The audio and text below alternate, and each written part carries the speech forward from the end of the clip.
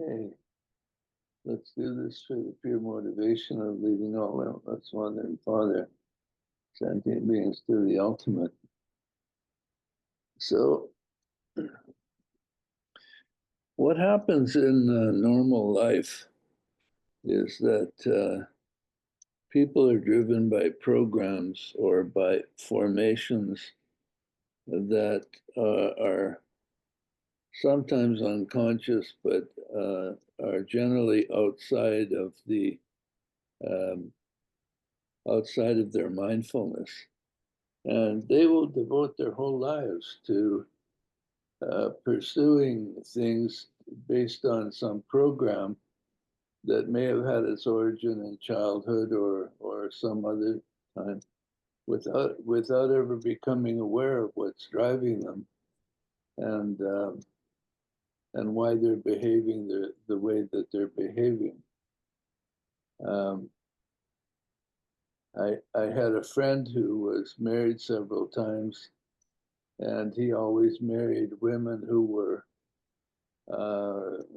marginalized in some way. And he finally figured out after about 50 years that uh, unconsciously, when he was married to someone who was worse off than him, he felt sort of okay in himself, but otherwise he didn't feel okay in himself. And that was the reason, that was what was driving him. But he at least became aware of it and figured it out. And then the pattern went away. But the patterns that we're going to talk about today are very fundamental, and they occur in almost all humans, and they drive the way people live. So the teaching is called the Eight Worldly Dharmas.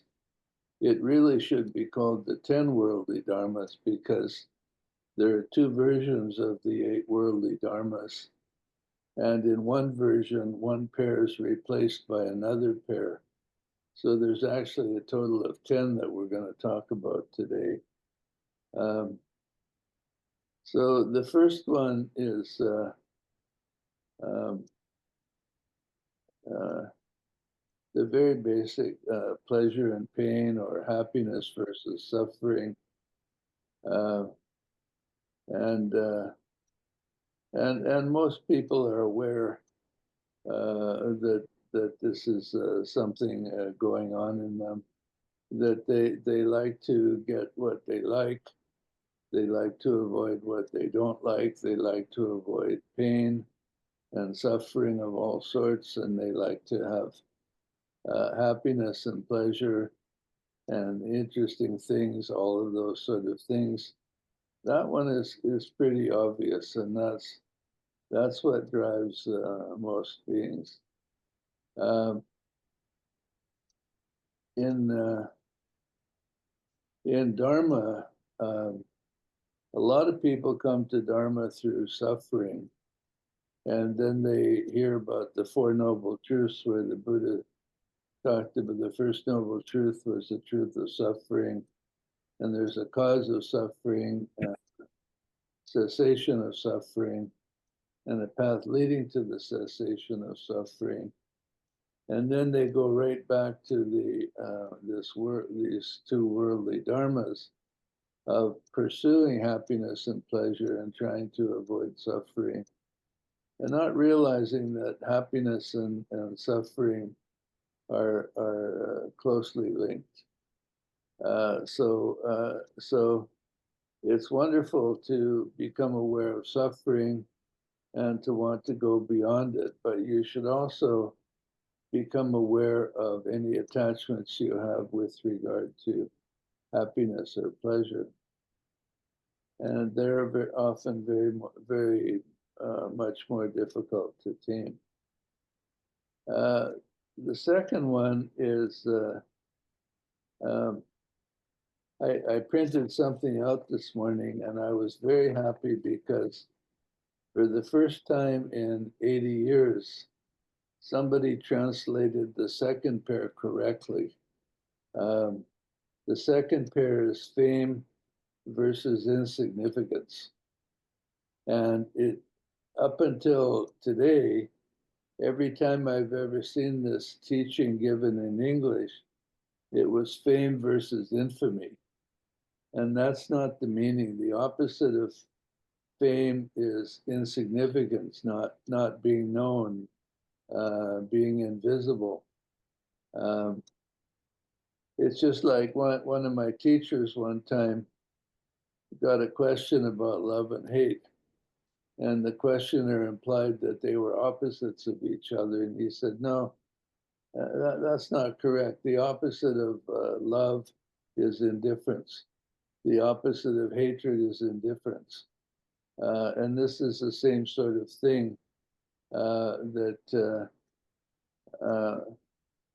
you can be famous or known, and the opposite of that is not being famous or known. In other words, being insignificant. Now, most people aren't driven so far that they want to be a movie star or a music legend or something like that. But almost everybody is driven that they want people in their circle to think well of them, uh, and so that's fame on your reputation is fame on a smaller level, on a family or neighborhood level rather than a global level. Um, so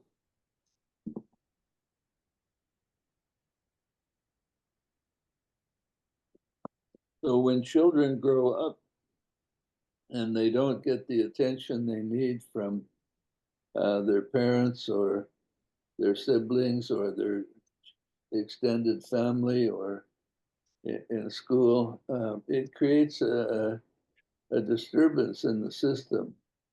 And then they may spend the rest of their life unconsciously trying to get that approval and trying to get to be looked upon as somebody who has something going for themselves. People who are driven in the extreme to fame um, uh, uh, very often are not aware of what's driving them. They just think it's something they need to do. Um, I had some friends once who were driven to make money, and I remember having Christmas dinner with them one time. They lived on a houseboat, a really nice houseboat, and I went over and we had Christmas dinner. And then it was made very obvious it was time for me to leave because they wanted to get back to work. And they had got up early Christmas morning and worked all morning, had somebody else cook Christmas dinner. And then and they couldn't wait till Christmas dinner was over so they could get back to working and making money. Um, uh, so So the first step in dealing with any of these worldly dharmas is to become aware of what's going on with you and how strong your attachments are to some of these things. How important is it to you to get various kinds of pleasure and happiness, and how important is it to you to avoid the various kinds of suffering? How important is it to you to be well thought of by those who know you? And are you comfortable with being insignificant or unknown or whatever? The next pair is praise and blame, and this is a formation that is very, very prevalent in the world. Um, and you can see every time something happens in the world, then everybody wants to know who to blame, and if possible, who to praise. So there'll be a disaster and somebody does something courageous and they want to praise that person, but they also want to blame whoever uh, created the disaster, not realizing that sometimes accidents just happen and there's very often a karmic force behind that. But praise and blame, um, I had some insight many, many years ago, and the insight was that praise and blame are completely unnecessary. So I don't ever have anything arise in my mind where I want to blame somebody for something that happened. Um, I don't mind praising people because, especially if they have low self-esteem, that's not a bad thing to do. But I mean, for example, all of you are just fabulous students. It's just unmatched in this world, and even throughout history, you're fabulous. Uh, Now, the fourth pair is gain and loss. Um, and, um, I remember my mental states as a child very clearly. And, if you got something and it was possible to hang on to it and keep it, there was a great sense of something wonderful had happened.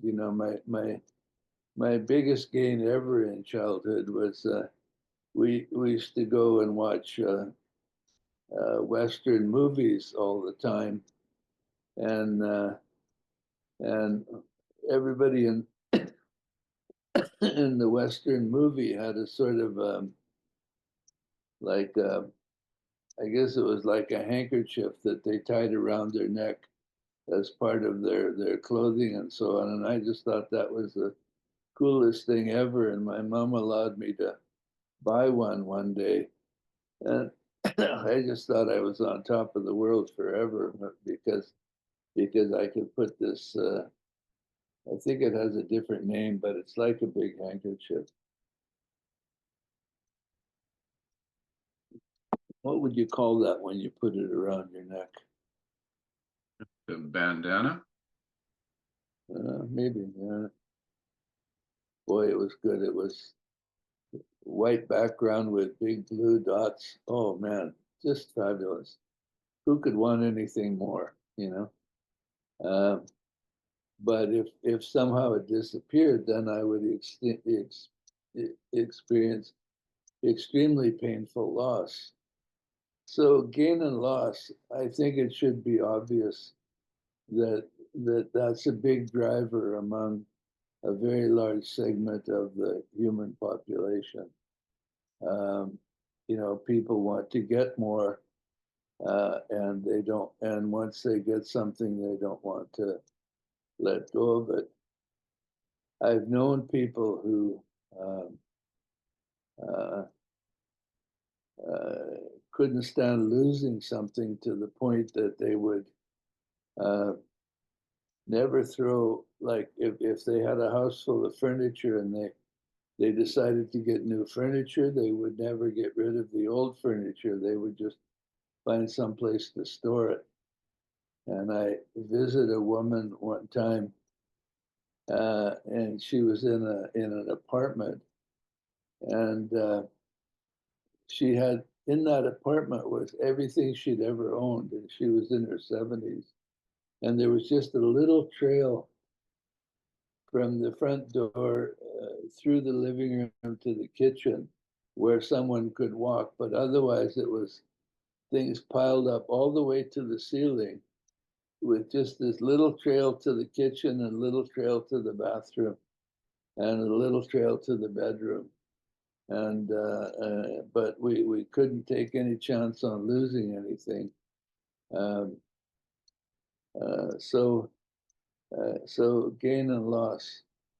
Now, in the other set of 8 worldly dharmas, the pair that replaces one of these is respect and being not respected.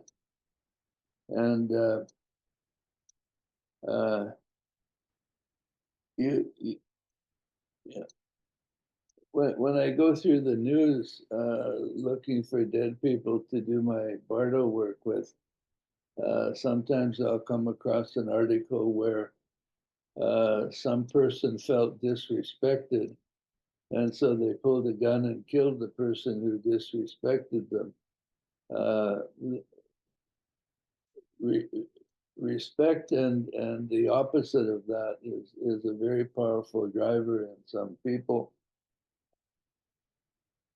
especially if they're not respected as they're growing up as children.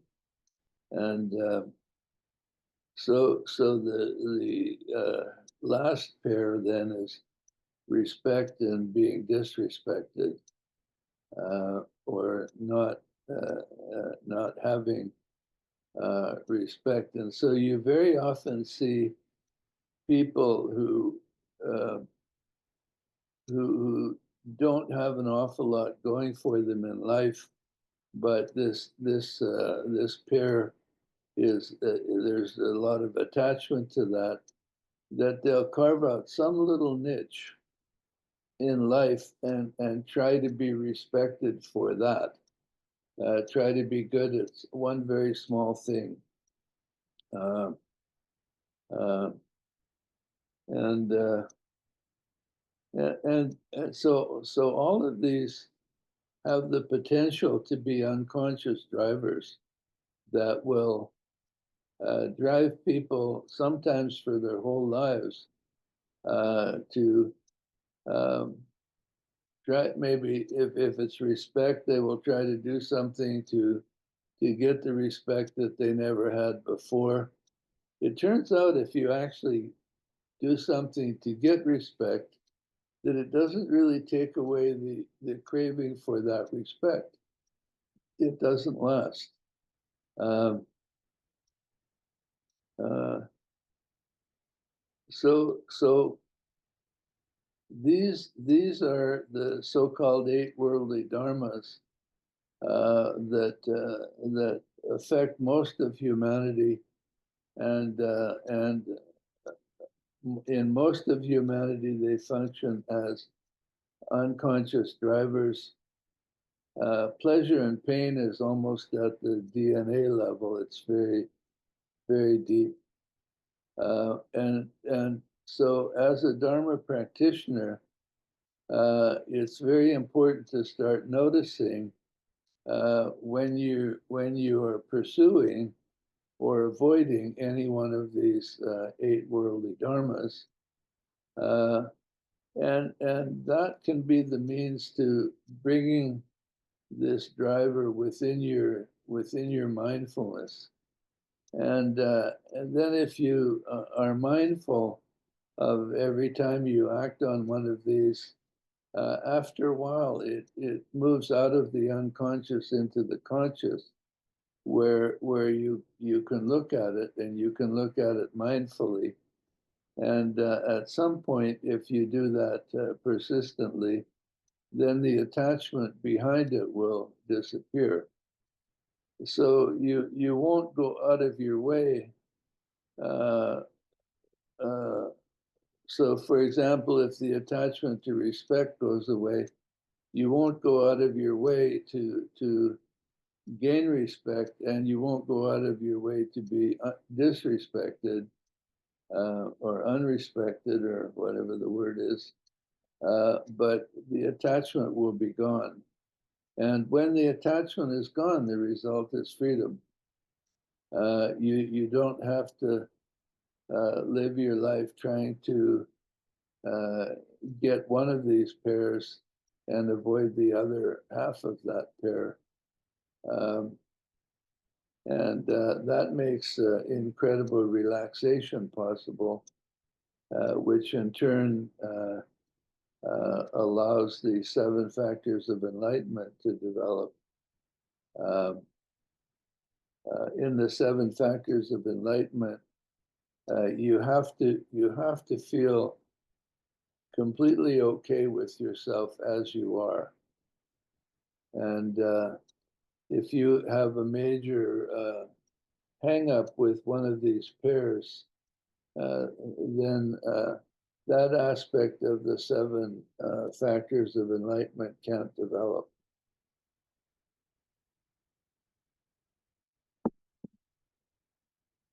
Many years ago, I participated in encounter groups, and I was amazed to find that there were people in their 40s who were still trying to gain the respect of their dead parents. So they would accomplish this and accomplish that, and in the unconscious hope that they would get the respect that they never had. But of course, their parents are dead and can't give them that respect. So it's a never-ending process. Although in encounter, people were able to work through these things quite quickly if if the leader of the encounter group was skillful. So, what do you think about these 8 worldly dharmas? Is this something new, or have you known about this, or do you see any of them operating in yourself? No names mentioned. I once put it as a screensaver. Pardon? I once put it as a screensaver, the saying where the Buddha says, "This is the definition of a disciple of my disciple, that in face of all of these 8, maintains balance of mind." I hope you could all hear that. No? No, no. Okay, come closer and say it again. Yeah, I just mentioned that I had this saying as a screensaver for one of my devices once, where it was the Buddha saying that this is the definition of a disciple of the Buddha, one who, in face of these vicissitudes of life, naming these 8, maintains balance of mind. Yeah.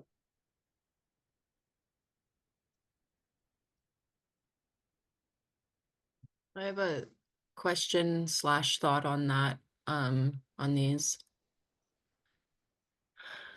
So as someone who has had to actively spent a lot of time, especially around the fame and respect, like, where am I craving it? Where is that my motivation? Yeah. I started to wonder,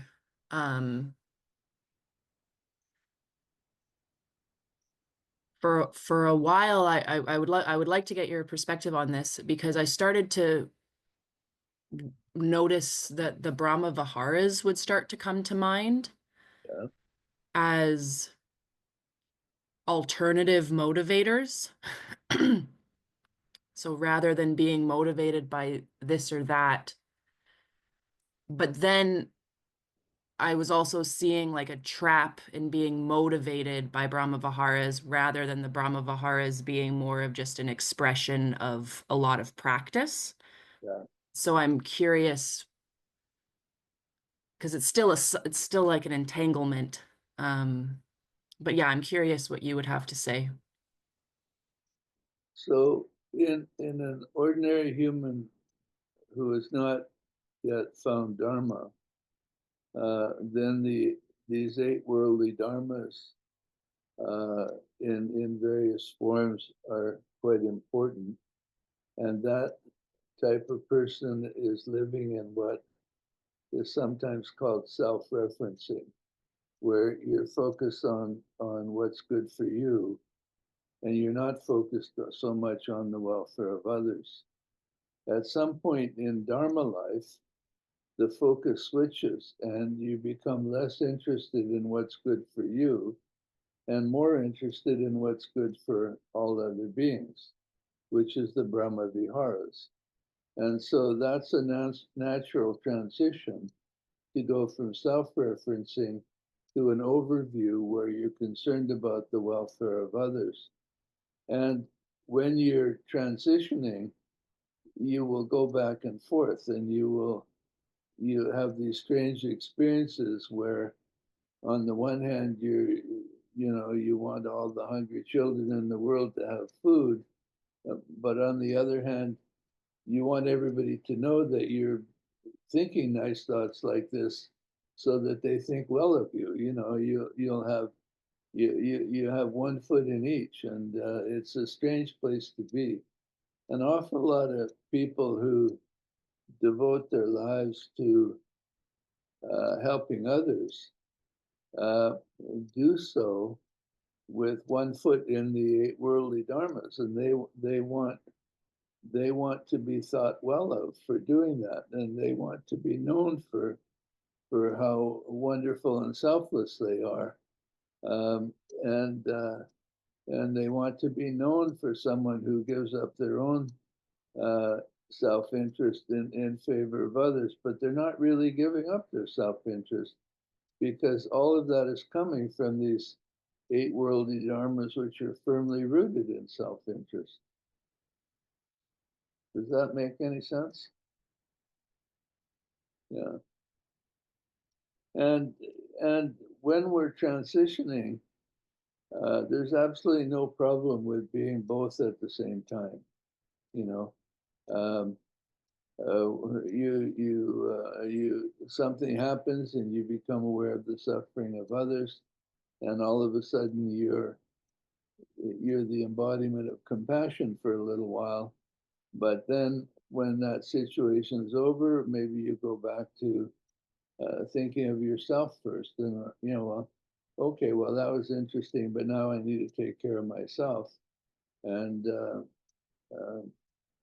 yeah, so we go back and forth. But the Brahma Viharas, or four measurables, wishing everyone to be happy and have the causes of happiness, wishing them to be free of suffering and the causes of suffering, wishing them to have the great joy that is beyond suffering, and wishing them to rest in perfect equanimity beyond attachment or aversion. All of that is based in compassion, or loving kindness, or concern for others, and it's wonderful when we start to move into that and focus on others. And in fact, suffering, the path to suffering is to focus on your own self-interest all the time. And the path to lasting happiness is to focus on the welfare of others, as expressed in the Brahma Viharas. I don't know if that helps at all, but that's what I have to say on that.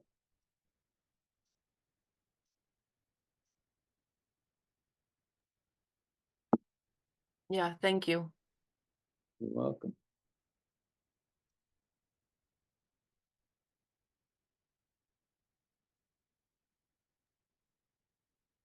See, it seems like self-forgiveness has to show up a lot.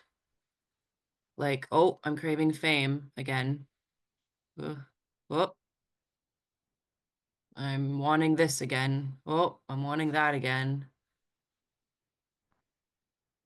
Seems like you have to kind of just... Well, you only have to forgive yourself for it if you're judgmental about it. I'm not a good person because I'm craving fame. But you can crave fame and not be judgmental about it, and then it's just hilariously entertaining, watching this foolish pattern work out. And so if you find that self-forgiveness is necessary, then take a deep look into your mind and find the judgment that preceded that. It will be there.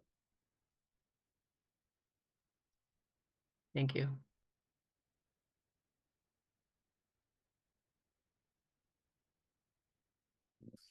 So Lama, could you help me just sort of work through an example? So can you hear me well? Yeah. So say probably the fifth one is the one that's comes up the most for me, respected and not being respected. And I Yeah. think it comes through the idea of my time is valuable, and if people waste my time, they're not respecting me. So is the thing to I have that feeling, oh, that person doesn't value my time, they don't respect me. Notice it. Do I notice it, and then what do I do? Well,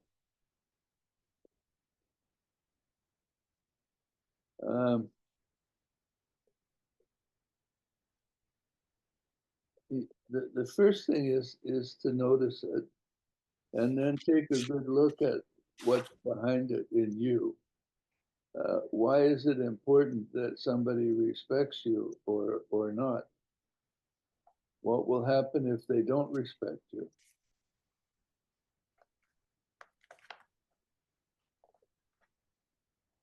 So one thing I used to do, and you won't find this in any book, fortunately, was to really get to the essence of the teaching here. I would sit and visualize that um, in the community I was living in, I got caught doing something bad, and it was reported in the newspapers, and I lost all the respect of my friends and family. I lost all the respect of the community, and then I would sit in this state of absolute total loss and permanent loss of respect and see what it felt like. And in doing so, I eventually tuned in very clearly to what was behind those sorts of things. Do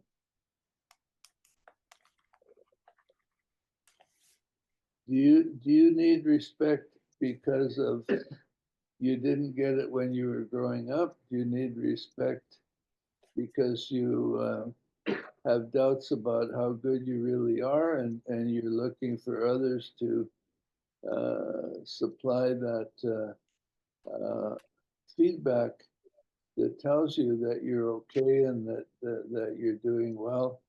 Where is it coming from? And so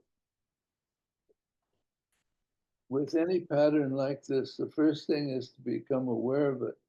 But then the second thing is to notice it every time it arises. And the third thing is that once you reliably notice it, then you have to start examining it with the question in mind, what's behind this?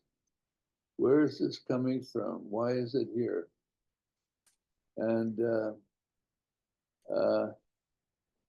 it can be created by your own self-doubt about your worth, or it can be created by not getting the external feedback as you grew up that convinced you that you were absolutely okay.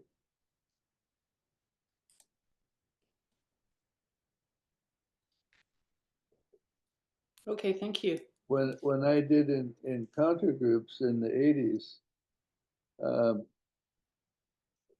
I was absolutely astounded that everybody in every group I was ever in had major issues with about something that they didn't get from their parents.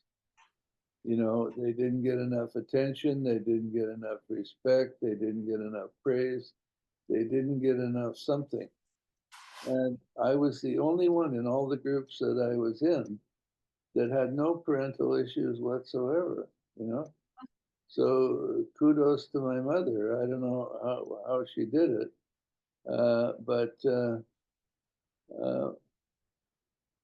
but when we have one of these formations, why is it there? If it's happiness and suffering, it's there because that's our conditioning from beginningless time, that we are conditioned in every life to believe that's the way to happiness, is to have lots of pleasure, lots of interesting things, lots of things we like, and to avoid suffering and all the things we don't like.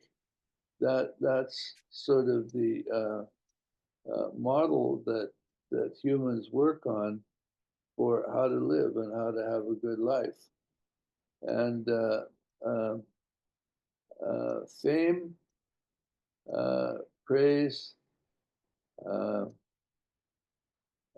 respect, all of those have to do about how we feel about ourselves. And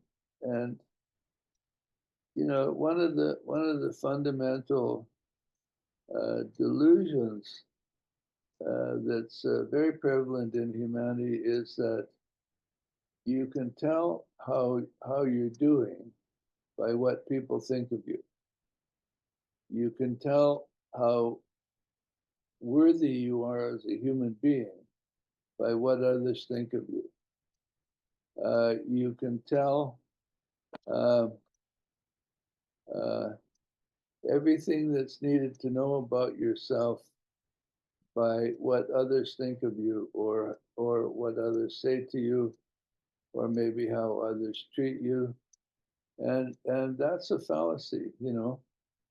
Every human being is basically okay, but they don't have that knowledge that they're okay. That knowledge has to arise from within. And when it arises from within, it wells up from your heart up into the rest of you. And the knowledge that you're okay as you are becomes unshakable. Um, and from that point on, it doesn't really matter what people think of you. You don't look to them to find out whether you're okay or not. Do you look to others to find out whether you're okay?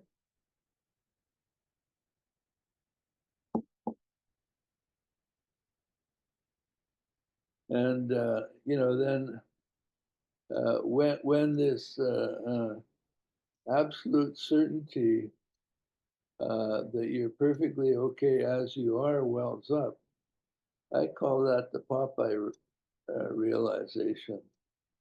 I am what I am, and that's all what I am. And on top of that, I don't need to be anything more.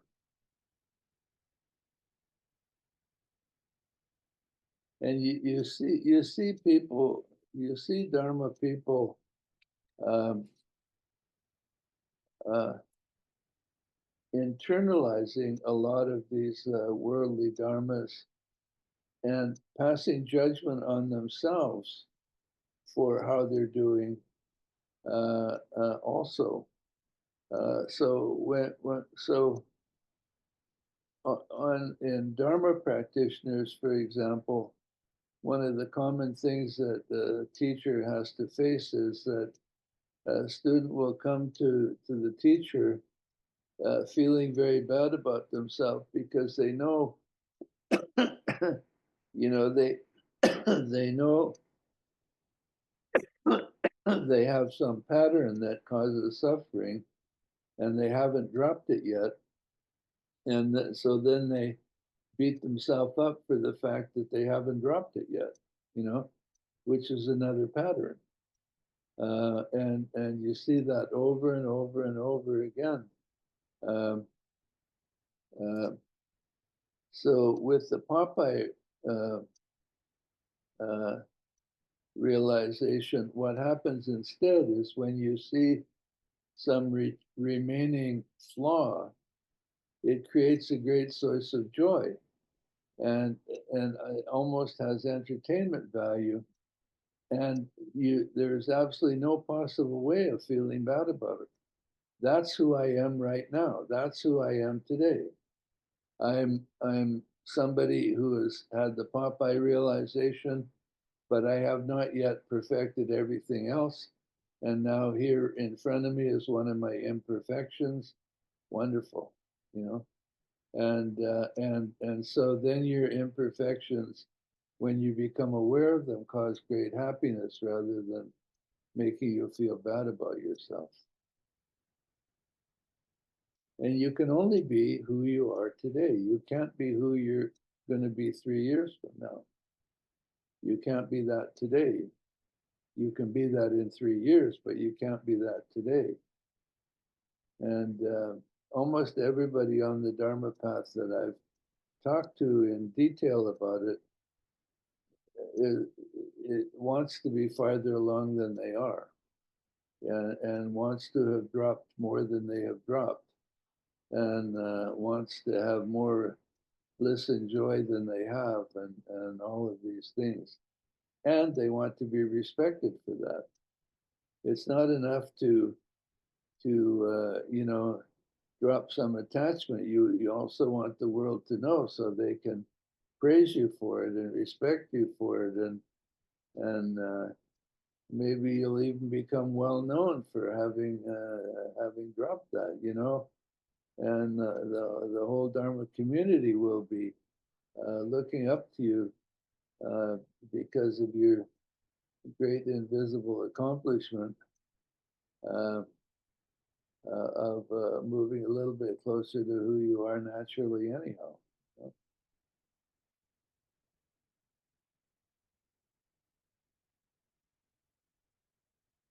So identify these patterns repeatedly until your identification of them is consistent and reliable. Then start looking into them. What's really going on here? And if you can't get really clear on the attachment, then maybe do a visualization where you visualize that one of these things that we don't like has happened to you. You could, for example, visualize that you just found out you have a terminal disease, and you could really uh, get into the state of suffering that would cause, and that might give you more insight into the attachment behind wanting to, the negative attachment to suffering, wanting to avoid suffering. Or you could visualize that the whole world blames you for something. You know, that they looked into it, they assembled some sort of commission and some sort of group who looked into something that went wrong in the world in detail, and they all agreed at the end that you were the one to blame. You could sit in that state of blame. And I should warn you, though, that if you're really attached to one or more of these 8 worldly dharmas, if you really experience it, you will discover that it's just a feeling. And it's not something you want to spend your whole life avoiding that feeling. When blame comes up, you can rest in a state of blame, and after a little while, you won't be in that state anymore. What's the big deal?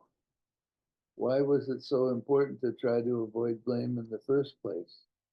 You know, I announced to the world about 20 or 30 years ago that you don't have to bother blaming anybody else. Everything that goes wrong in the world is pretty much my fault, and I'm okay with that. You know? A war breaks out in some faraway country, it must be my fault. So blame me for it. Don't blame anybody else.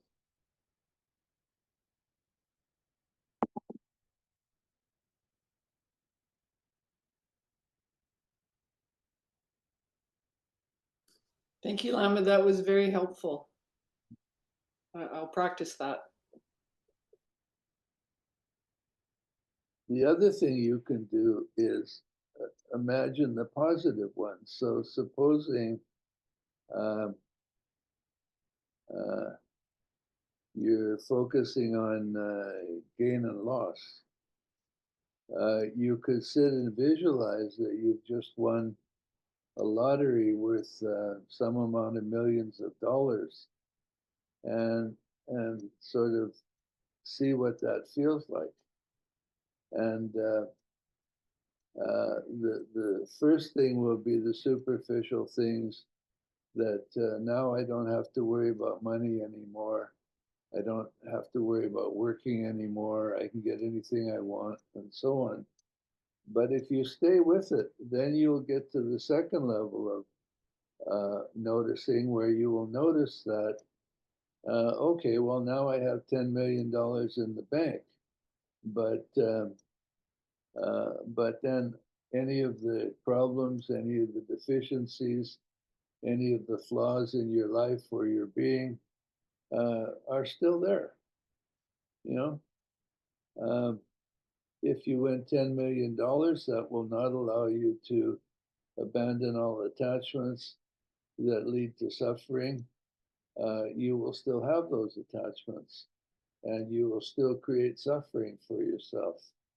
And so through these kind of visualizations, one can really see what's behind these attachments to all of these things. And it turns out what's behind it is just a feeling. And feelings aren't made of anything. They don't live anywhere. And they only have power over you if you buy into them, if you believe them.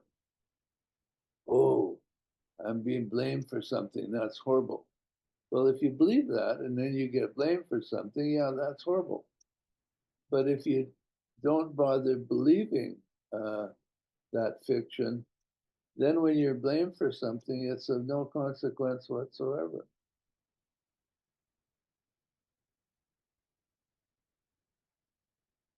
We can work through all of these. We can abandon all the attachments that are behind all of these. We can come to feel perfectly okay about ourselves without having to get more possessions or avoid more loss, or getting more praise and avoiding more blame, or all of these other ones. Real happiness is independent of all of these things that happen outside of ourselves and around ourselves and in our mind. Real happiness is independent of that. Real happiness does not depend on what possessions you have, or what you have in the bank, or what your parents thought of you, or what your teachers thought of you, or what your friends thought of you, or what people think about you now. Real happiness just wells up from within, and it's not created by anything. It's not dependent on anything. So the 8 worldly dharmas are really like a game of shadows. You know, it's like the boogeyman under your bed. You know, if the whole province that you lives in decides to disrespect you or blame you or something, oh, it will be so horrible. You know, just like when the boogeyman under your bed comes up and decides to eat you. But the thing is, there's no boogeyman, and it never happens that the boogeyman comes up and causes actual harm. And all of these things are like shadows of possibilities in the mind, and there's nothing behind them except your attachments. So if you become aware of your attachments and work through them in the manner that we we talk about all the time of working through attachments, then all these shadows disappear and you're just free and happy and you can be natural. Unless they take away your coffee. What I find with these pairs is often I'll notice that, you know, one of these pairs is happening, and then I'll kind of smirk or laugh at myself. Think, oh, isn't that interesting? Yeah. You know, I should be, especially when I have a big reaction. And then I'm like, oh, well, isn't that silly? That's that one. Yeah, so it's kind of interesting, you know, the noticing of them. Yeah. Oh, that's good.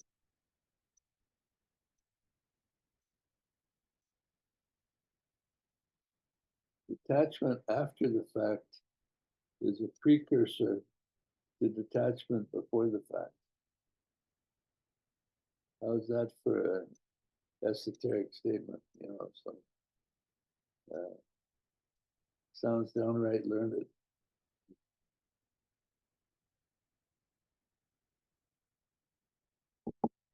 Any other comments or questions?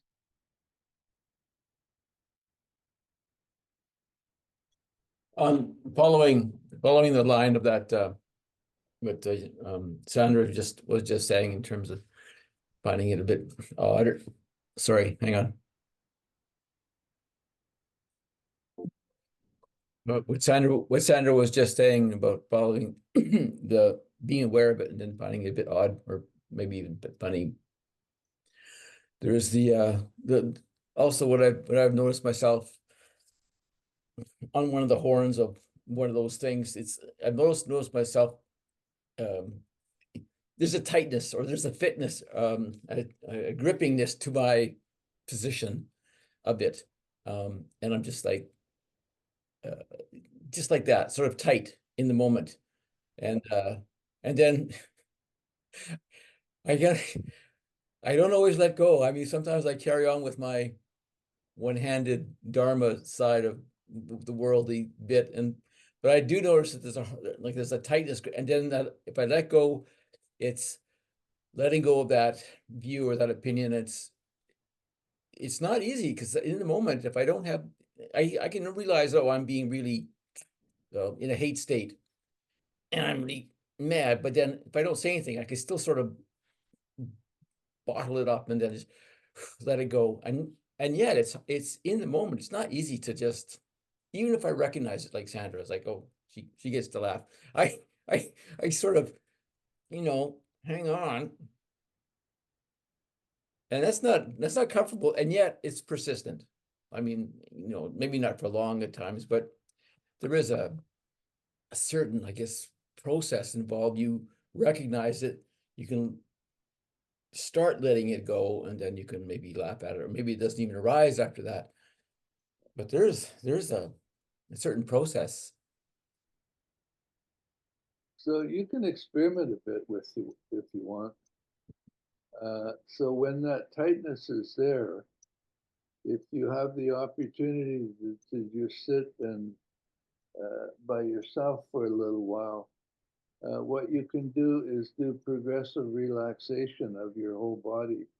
Start at the feet and then work up all the way to the top of the head and see what happens to that tightness. It goes. Can I tell you a story? Please. Yeah. So many years ago, I was meditating really a lot, about 10 hours a day. And all of a sudden one day, some formation came up in my mind, and it didn't go away. And so it was there for the rest of that day. And when I started to meditate the next day, it was there all day. And it was there all day for many days. And it really interfered with the meditation. And it had a feeling of tightness to it. And so I tried lots of tricks to get rid of it or to get it to end or whatever, and none of them worked. And I was sitting in my chair, my meditation chair, uh, and my subjective experience was that Milarepa showed up in the room. And he said, I can help you with that if you like. Would you like me to help you? And I said, please. Yeah. So he said, okay, well, let's try something. And I said, okay. So I was in a recliner. So he had me recline a little bit. And then he guided me through a progressive relaxation from the bottom of my feet to the top of the head. And it took a long time, 20, 30 minutes, you know. And then I'm completely relaxed. And then he said, now where is that formation? And I said, it's not here. And he said, yes. He said, okay, just go back to how you were doing things before. And let's see if that formation returns. And if that formation returns, what will happen is there will be some part of your body that will become tense first. He said every formation is associated with the tenseness somewhere in the body. And he said, so just go back to how you were doing things and see what happens. So I did. And after a few minutes, this formation arose again. And a certain part of my body tensed up. And he said, okay, stop, you know. And he said, now just relax that part, the part that tensed up, and see what happens to the formation. And so I did that, and the formation disappeared. And he said, so every formation will be associated with tenseness in some part of the body, usually a different part of the body for each formation. He said, and you can experiment now. He said, what I would recommend you do is when a formation arises, sometimes just let it be and watch it. Sometimes relax and see what happens. And he gave me some other options. So that it wasn't like, no matter what happens when a formation arises, only do this. But it was a very experimental approach that sometimes you do this, sometimes you do that, sometimes you do something else. And so that was a great help to me. And it gave me a technique for whenever a formation has a death grip on me, I can sit down and do progressive relaxation, and it will loosen that grip and I'll be able to completely relax. And when I said before, a while ago in this talk, that when you have one of these formations, it's impossible to get the all 7 of the 7 factors of enlightenment. Specifically, it's that tightness that prevents the relaxation that is needed as a factor of enlightenment. And so it's very important to recognize that tightness and then to experiment with it and find ways to do things so that it can go away completely sometimes. And the least skillful thing to do is when the tightness arises, you just let yourself be at its mercy and you don't ever do anything. And it lasts as long as it lasts, and it goes away, and then it comes back. Start experimenting with ways to be in charge. Tightness is not your ruler. Tightness is not the one who tells you how to live. In a proper situation, You can tell tightness to go away if you want, and you can live in a relaxed, natural way. Something like that. Thank you. Something like that. Thank you. Okay, well, I think our time is up for today, so thank you all for coming. Let's dedicate the merit up to now and from all sources and times to all of you and to all beings of each without exception attain the ultimate for themselves. Take care.